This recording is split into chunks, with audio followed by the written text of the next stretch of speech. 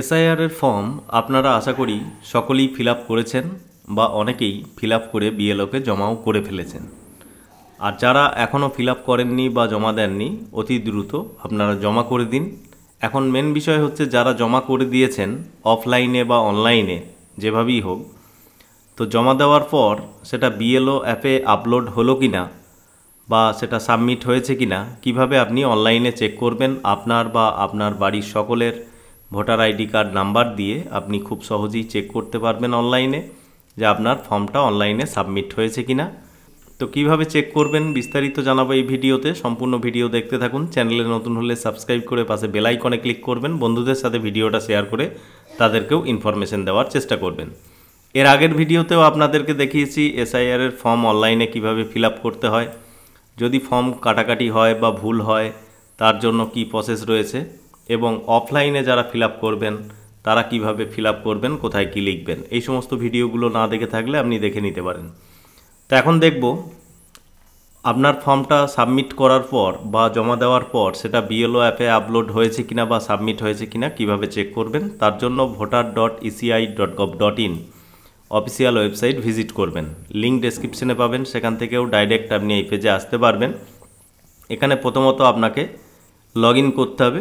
যদি এখানে user ID এবং পাসওয়ার্ড ক্রিয়েট করা না থাকে তাহলে সাইন আপে ক্লিক করে আপনার ইউজার আইডি এবং পাসওয়ার্ড ক্রিয়েট করে নেবেন। তারপরে এখানে লগ ইনে ক্লিক করবেন, আপনার মোবাইল নাম্বার এবং ক্যাপচার কোড এখানে ফিল করে সেন্ড ওটিপিতে ক্লিক করবেন। আপনার মোবাইলে ওটিপি সেন্ড হবে। ওটিপি আপনি ওটিপির ঘরে এন্ট্রি করবেন, তারপরে ভেরিফাই অ্যান্ড লগ ইনে ক্লিক করবেন। ভেরিফাই অ্যান্ড লগ ইনে ক্লিক করলে লগ ইন পেজ আপনার ওপেন হবে। এখানে ফিল এনুমারেশন ফর্ম যে অপশানটা রয়েছে এখানে আপনি ক্লিক করবেন। এখানে ক্লিক করলে পরবর্তী পেজ আপনার সামনে ওপেন হবে। এই কাজটা আপনি চাইলে মোবাইল থেকেও করতে পারেন। এই voter.eci.gov.in ওয়েবসাইটে এসে লগ ইন করবেন, তারপরে এই একই প্রসেসে আপনি দেখতে পাবেন। এখান থেকে আপনার স্টেট সিলেক্ট করবেন।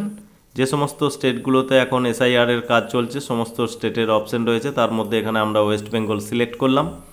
এবার আপনার এপিক কার্ডের নাম্বার এখানে টাইপ করবেন, যেটা রিসেন্ট এপিক কার্ডের নাম্বার রয়েছে সেই এপিক কার্ড নাম্বার অর্থাৎ ভোটার কার্ডের নাম্বার টাইপ করবেন। তো এপিক কার্ড নাম্বার টাইপ করার পর এখানে সার্চ করলে এখানে দেখবেন মেসেজ শো হবে। যদি বিএলও সেই ফর্মটা আপনার অনলাইনে সাবমিট করে থাকে তাহলে ঠিক এরকম মেসেজ শো হবে। তো এখানে বলা হচ্ছে your form has already been submitted with mobile number. এখানে আপনার মোবাইল নাম্বারটা শো হবে, যে মোবাইল নাম্বারটা ফর্ম ফিল আপ করার সময় দিয়েছিলেন। For more details contact BLO, অর্থাৎ এখানে বুঝতে পারছেন আপনার যে ফর্মটা সেটা অনলাইনে বিএলও সাবমিট করে দিয়েছেন। তো এখানে আপনার কোনো কিছু আর সমস্যা নেই। আর যাদের দেখবেন সাবমিট হয়নি তাদের ক্ষেত্রে কি অপশান আসছে সেটাও একবার দেখাবো।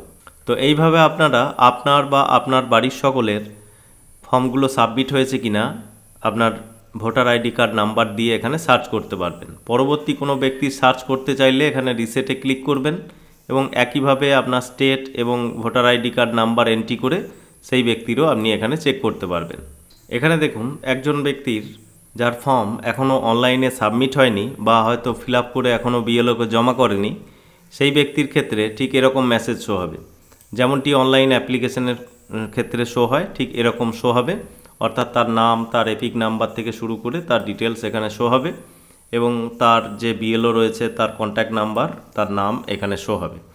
তো এই ব্যক্তির এখনও অনলাইনে বিএলও সাবমিট করেননি বা ফর্মটা হয়তো এখনও জমা পড়েনি, তার জন্য চিন্তা করার কোনো কিছু নেই। আপনি কয়েকদিন ওয়েট করবেন, যদি ফর্ম জমা দিয়ে থাকেন কয়েকদিন ওয়েট করবেন, আবার একইভাবে চেক করবেন, দেখবেন রেজাল্ট পেয়ে যাবেন। অযথা বিএলওর সাথে যোগাযোগ করারও প্রয়োজন নেই, এখনও অনেক সময় রয়েছে। তার মধ্যে আশা করি সকলের এই অ্যাপ্লিকেশন ফর্ম অনলাইনে সাবমিট হয়ে যাবে। তো এইভাবে আপনারা অনলাইনে চেক করে দেখে নিতে পারবেন যে আপনার যে ফর্মটা জমা দিয়েছেন সেটা অনলাইনে আপলোড হয়েছে কিনা বা সাবমিট হয়েছে কিনা।